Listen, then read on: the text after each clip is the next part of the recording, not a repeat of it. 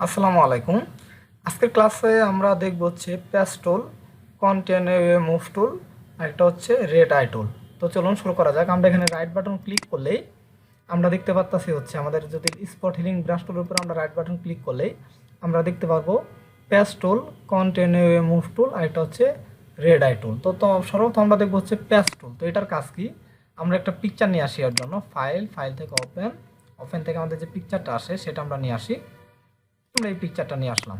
ওকে, তো এটা আসার পরে এটা কন্ট্রোল প্লাস দিয়ে জুম করে নেই।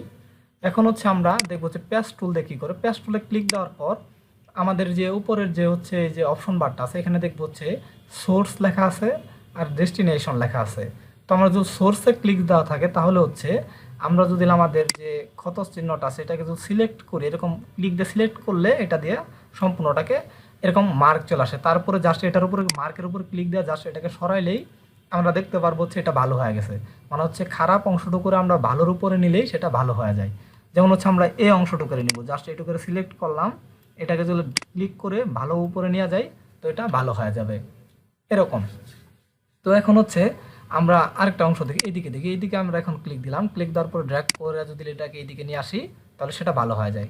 এখন সোর্সে ক্লিক দেওয়া থাকলে এরকম হবে, কিন্তু আমরা যদি এখানে কন্ট্রোল ডি দিয়ে ডিসিলেক্ট করি, এখন আমরা এখানে ডেস্টিনেশনে যদি এখানে ক্লিক দিই, এটার কাছে হচ্ছে আমাদের এখানে খারাপ ভালো অংশে আমরা এখন ক্লিক দিব। ক্লিক দেওয়ার পরে খারাপের উপর রাখলে সেটা ভালো হয়ে যাবে। এর আগে একটা সোর্স ছিল হচ্ছে খারাপ অংশটুকু সিলেক্ট করার পরে ভালোর উপরে নিলে সেটা ভালো হয়ে যায়, আর ডেস্টিনেশন থাকলে হচ্ছে ভালো অংশটুকু সিলেক্ট করার পরে সেটাকে খারাপ অংশের উপরে নিলে সেটা ঠিক হয়ে যায়। মানে অল্প করে নিব, সেই যে কতটুকু যতটুকু এতটুকু পরিমাণ ভালো অংশ আমরা সিলেক্ট করে তার আশপাশ থেকে জাস্ট এর উপরে দিয়ে দিব না, তাহলে কিন্তু নষ্ট হয়ে যাবে। এরকম কাজ করে।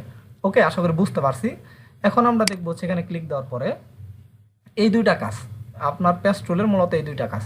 তো এটা আসার পর আমরা এখন দেখবো হচ্ছে কন্টিনিউ মুভ টুল। এটার কাজ হচ্ছে আমরা যদি একটা কাজ করি, এই যে খারাপ অংশ যে আছে এটার উপরে ক্লিক দেবো, আমরা ভালো অংশটুকু ক্লিক দিব। ক্লিক দেওয়ার পরে এটারই খারাপের উপরে নিলেও সেটা ভালো হয়ে যায়। কিন্তু আমরা যদি বেশি অংশ নিয়ে ফেলছি এই যে দেখি, সেই জন্য এটা কিন্তু নষ্ট হয়ে গেছে না। কন্ট্রোল জেড দিই, কন্ট্রোল অল্টার জেড দিয়ে আবার পিছনে আসি, আমরা এই দিকে একটা অংশ নিই অল্প, এটাকে আমরা ভালো খারাপের উপরে নিয়ে আসি, সেটা কিন্তু এখন ভালো হয়ে গেছে। ওকে, তারপরে এটা নেওয়ার সময় একটু সাবধানে থাকবো, তারপর ওই যে হালকা ক্ষতটা কিন্তু দেখা যাবে। ঠিক আছে, এটা কিন্তু অতটা সুবিধা করতে পারবেন না এর জন্য। তো এর টুলসের আলাদা একটা কাজ আছে। আবার যদি আমরা যদি খারাপ অংশটুকু নিয়ে আসি তো সেটা কিন্তু ভালো হয়ে যায়, এইদিকে খারাপ হয়ে যাবে। এটাকে এইদিকে নিয়ে আসি, সেই অংশটা কিন্তু ভালো হয়ে গেছে, কিন্তু এই খারাপটা কিন্তু এখানে চলে আসছে। তো এই টুলসের সাথে কিন্তু এটাও করা যায়।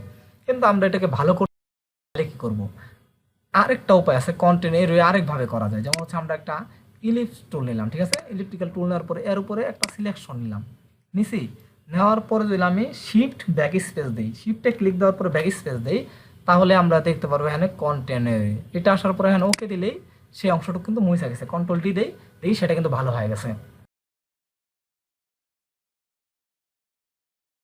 কন্টেন্ট এর যে মুভ টুলটা আছে এটাতে ক্লিক দেওয়ার পরে হচ্ছে আমরা এই কাজটা করতে পারি, বা হচ্ছে সরাসরি এখান থেকেও এই কাজটা করতে পারি।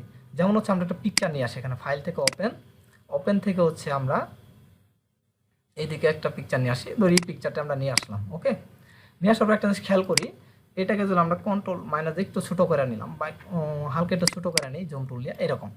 তো আমরা এখানে আমাদের নিলাম হচ্ছে ক্রপ টুল আমরা চাচ্ছি এদিকে একটু বাড়াবো।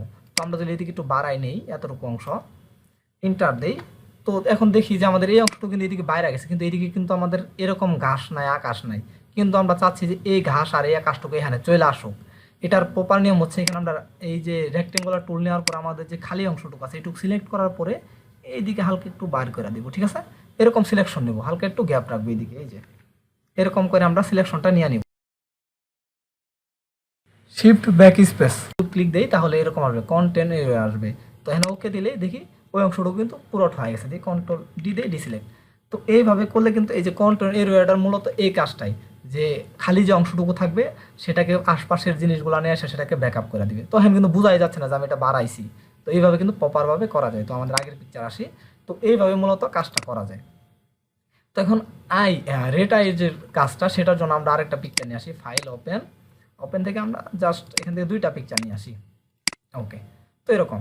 তো এই যে পিকচারটা দেখতে পারতেছি আমরা, এর চোখগুলা কিন্তু ক্যামেরাতে অনেক সময় আমাদের যে কারো চোখ ব্লার আসতে পারে, বা হচ্ছে লাইট রেট আসতে পারে। তো সেই ক্ষেত্রে হচ্ছে আমরা এখান থেকে নেব রেড আই টুল। তো এটা নেওয়ার পরে আমরা শুধুমাত্র রেটের উপরে ক্লিক, এখানে চোখের ভিতরে কিন্তু সাদা অংশ আছে, এখানে ক্লিক দিলে নষ্ট হয়ে যাবে, বা এই সাইডে কালো অংশ আছে এখানে দিলে নষ্ট হয়ে যাবে। আমরা এই লাল অংশটা সিলেক্ট করবো সবসময়, যে প্লাস অংশটুকু যেটুকুর উপর আছে সেটা আমরা সিলেক্ট করবো লাল। এই লালের উপরে জাস্ট ক্লিক দিলে সেটা কিন্তু ঠিক হয়েছে। দেখি এখন এখন কিন্তু দেখতে পাচ্ছি যে এটা মোটামুটি আগের চাইতে অনেক ভালো হয়ে গেছে। তো এটাতে আসি, এটা কন্ট্রোল প্লাস দেই। এটা আসার পরে এই যে আমাদের রেটের উপরে জাস্ট ক্লিক দিব।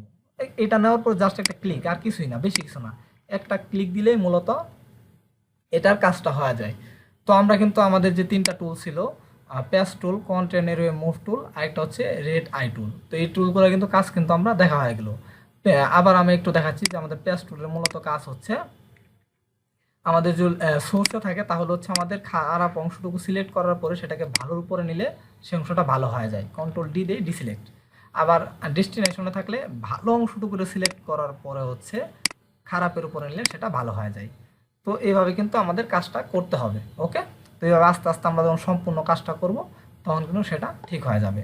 তো আশা করি সবাই বুঝতে পারছেন যে প্যাচ টুল, কন্টেন্ট মুভ টুল আর একটা হচ্ছে রেড আই টুলের কাজটা। তো আজকের ক্লাসটা এই পর্যন্তই, সবাই ভালো থাকবেন, আসসালামু আলাইকুম।